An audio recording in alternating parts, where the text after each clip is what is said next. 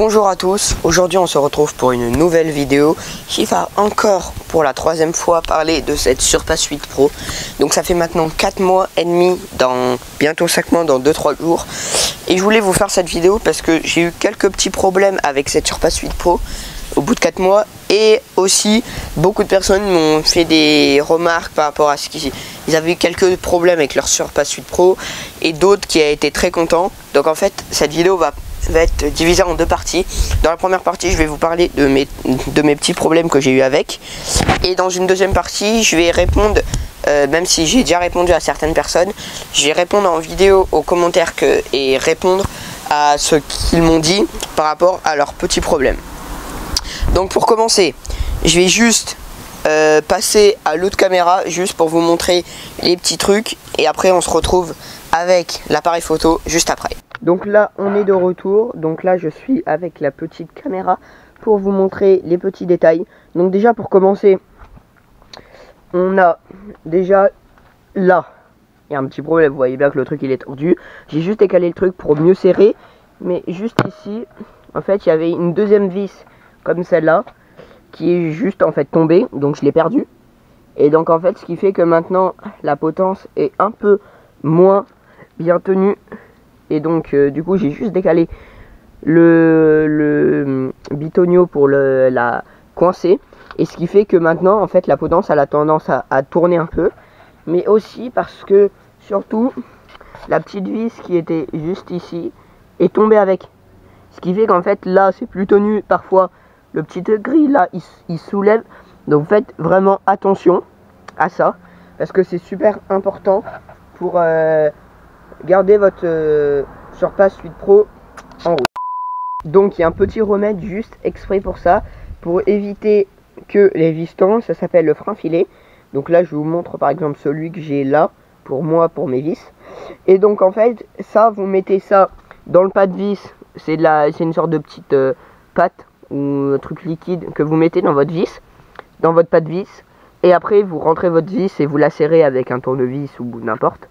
Et en fait ce qui fait que votre vis ne pourra pas tomber.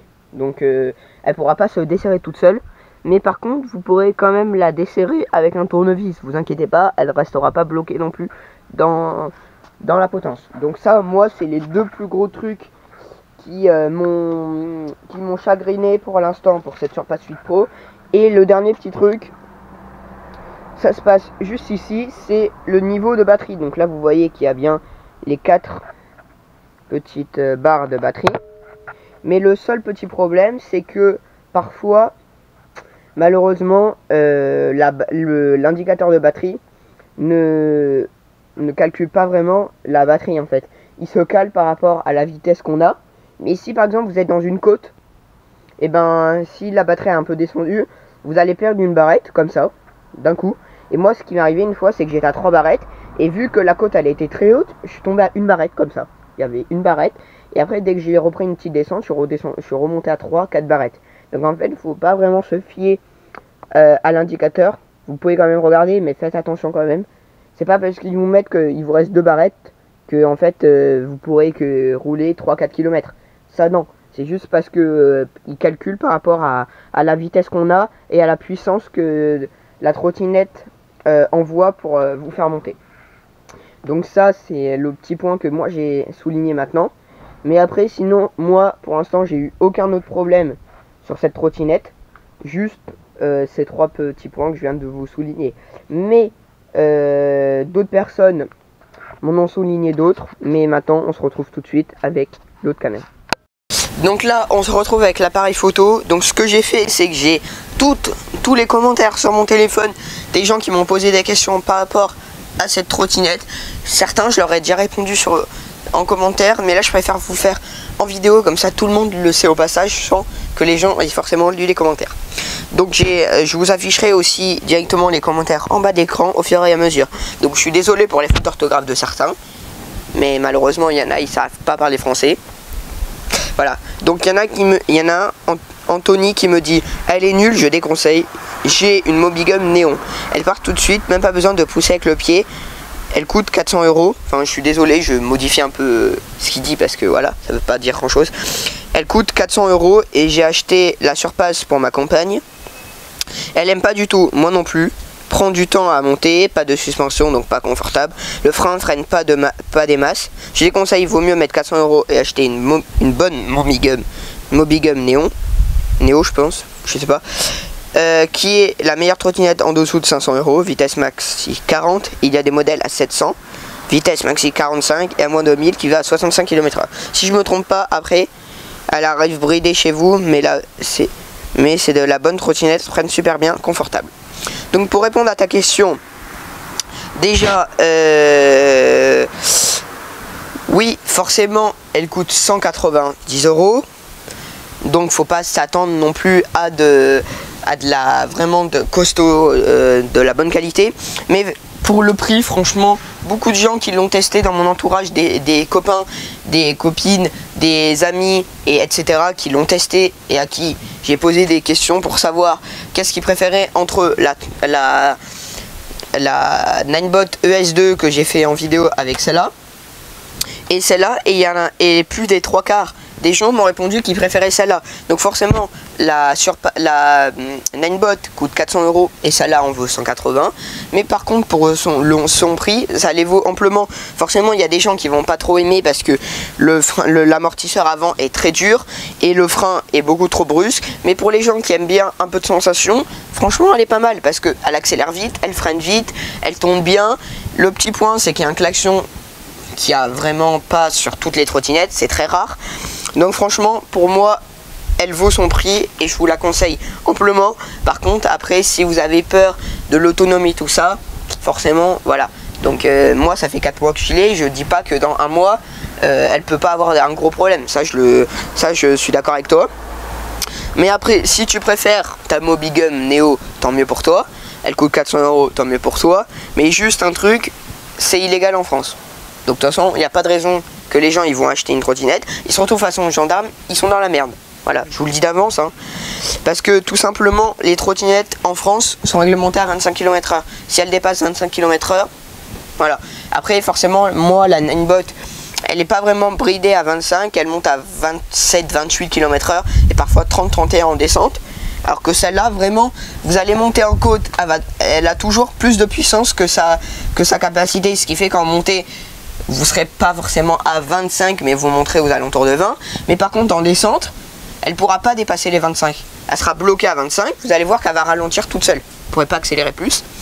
Et aussi, à plat, si vous accélérez, vous verrez qu'à un moment, vous irez forcément un peu plus de 25, mais ça, vous ne le verrez pas. Mais vous verrez qu'automatiquement, elle va ralentir.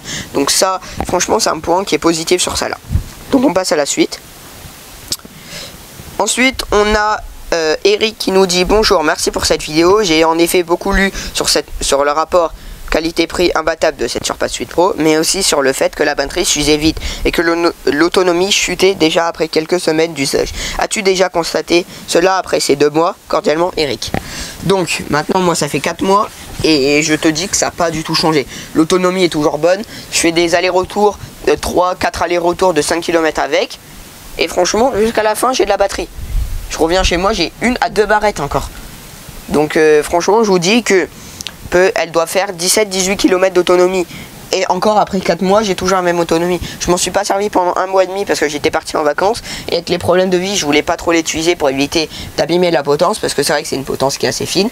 Et le point positif, c'est aussi qu'elle soit réglable. Donc franchement, ça, on peut pas non plus lui reprocher le fait que la potence soit pas très solide. Mais voilà. Donc Eric, pour répondre à ta question, mon téléphone s'est mis en veille. Donc pour répondre à ta question, l'autonomie n'a toujours pas chuté au bout de 4 mois d'utilisation. Donc j'ai toujours le même nombre de kilomètres avec un plan. Enfin, avec la batterie pleine. Pardon, autant pour moi. Ensuite, on a Swigzy. Pardon, désolé pour ton nom. Ça fait 1 semaine que j'ai la Surpass 8 Pro et quand j'avance, ça n'avance plus. Donc ça, j'en ai beaucoup parlé avec PS Addict parce que lui a déjà remarqué que il a vu des commentaires aussi de gens qui avaient eu des problèmes avec cette trottinette. Mais forcément, un conseil que je vous donne pour éviter que la batterie meurt, parce que je pense que là c'est un problème de batterie, c'est pas un problème de trottinette. C'est juste qu'en fait, soit il peut avoir des problèmes de fabrication des batteries, il peut avoir des batteries qui sont un peu mal faites, on va dire, ce qui fait que elle pourrait mourir après une semaine. Ça, il n'y a pas de problème. Moi, ça fait 4 mois et j'ai toujours pas de problème avec. Donc, c'est certainement des défauts sur la batterie. Et ça, pour te dire, parce que cette trottinette, on peut l'acheter que sur Cdiscount. Donc, il faudrait que tu essayes de contacter Cdiscount et que tu leur expliques ton problème. Et que tu leur dises que je trouve pas ça normal qu'après une semaine, ma trottinette ne fonctionne plus. Que tu l'envoies à la référence du produit. Et après, moi, je sais pas quoi te dire de plus là, parce que je suis pas non plus un expert en soi. Mais je te garantis que c'est un problème de la batterie. Ensuite, on a Kylian qui me dit: salut, très bonne vidéo, j'aimerais juste savoir l'autonomie maximale que tu as pu faire avec ton poids. Donc moi je pèse 53 kg. Et en fait le truc c'est que avec cette trottinette je suis capable de faire 16-17 km. Donc forcément si vous faites 70-80 kg, l'autonomie forcément sera plus bas. Et vous allez un peu plus galérer dans les montées, donc votre trottinette va demander un peu plus de puissance.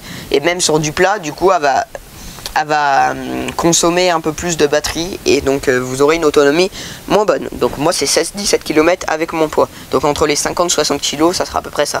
Après au-dessus, vous serez plutôt à l'auteur de 14-15 km. Ensuite, on a HDR Predator qui nous dit salut vidéo... Oula, super vidéo. Moi j'ai acheté la même trottinette et elle s'est cassée au niveau de la barre et je me suis cassé la main. Donc là je suis désolé pour toi, mais forcément comme je viens de vous le dire, c'est une potence qui est réglable, ce qui fait qu'elle est fine et c'est pas adapté à des routes complètement cabossées non plus. Donc si tu as essayé de faire le con avec et que tu as essayé de sauter, tu as essayé de faire des pirouettes, c'est sûr que la potence elle a pas tenu et tu t'es cassé la main. Ça j'en suis désolé. Mais pour répondre à ta question, forcément, oui, elle est fine. Donc, faut faire super attention avec cette trottinette. Même moi, je suis pas très serein quand je vois que ça bouge un peu. Je sais que j'ai un peu peur vu le prix de la trottinette. Donc, faut vraiment que ça soit assez plat. Même si vous avez des petits dénivelés, des routes un peu cabossées dans votre village ou même dans la ville, forcément, oui. Mais vous direz, faut pas que vous alliez dans des chemins avec des cailloux, tout ça. Forcément, là, va galérer. Et l'amortisseur va pas aimer du tout. La roue va pas aimer. Rien va aimer. Et votre trottinette risque de se casser. Ensuite, on a aussi Capitaine V2VC. Pardon, désolé pour ton nom aussi. Donc bonjour, est-ce qu'on peut la débrider? Donc oui, comme toutes les trottinettes, pour débrider, c'est possible. Mais là, je sais pas du tout comment on le fait. Et j'ai pas non plus envie de vous le dévoiler à vous parce qu'en France, c'est interdit. Et donc après le problème c'est que si vous la débridez, vous après il peut vous arriver des problèmes. Donc je vais pas vous le dire et j'ai pas envie de me renseigner non plus pour le faire. Parce que déjà 25 km/h c'est bien. Et avec cette trottinette, si vous allez à plus de 25 km/h, vous allez voir que ça c'est chaud quand même. Donc oui on peut la débrider, mais je vais pas me renseigner pour t'informer de cette information. Ensuite on a Pepperlesque qui nous dit: la trottinette ne fonctionne pas bien, une grosse merde, seules 3 semaines d'utilisation, plus rien, frein arrière inutile, frein moteur trop serré, tu risques de basculer en avant à tout moment, moteur ne tient pas plus de 17 km et je fais 55 kg, donc comme je vous l'ai dit, je fais à peu près mon poids et elle tient 17 km, donc 17 km c'est déjà bien. Mais comme il était dit dans la description, normalement c'était 20-25 km. Donc forcément, oui, mais si vous faites 20 à 25 kg, forcément vous tiendrez plus de 20 km. C'est en fonction du poids ça. Après, elle fait 12 kg MDR, c'est faux, j'ai pesé 13,80. Beaucoup trop de défauts. Donc oui, elle a des défauts comme tous les trucs dans le monde ont des défauts. Les téléphones ont certains défauts.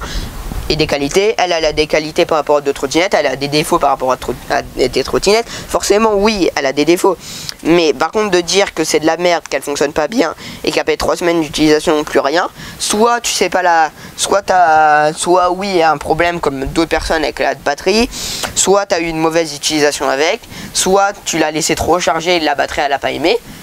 Un conseil, jamais la laisser en charge, elle met quelques heures 6-7 heures je crois à charger. Vous la mettez la nuit et le matin vous allez la débrancher. Faut jamais la recharger si vous êtes allé faire un tour 2-3 minutes, n'allez pas la recharger après. Ça sert à rien parce qu'elle aura quasiment toute son autonomie. Donc la recharger que quand vous avez 1 à 2 barrettes et pas les 4 ou 3 barrettes. Donc ça oui, forcément j'en suis désolé, mais essaye de te renseigner auprès de ces discounts pour leur expliquer ton problème aussi. Ensuite, on a Monsieur Breitling qui me dit franchement, elle est top pour le prix, c'est vraiment une affaire. Effectivement, oui, elle est top pour son prix. Comme je vous l'ai dit, elle a des défauts et elle a des qualités. Donc maintenant, c'est à vous de voir si vous préférez mettre 400 € dans une Mobigum ou une Nanbot ou dans une Kirin S1 qui a 200 € je crois, ou 250. Donc ça, c'est une bonne trottinette aussi.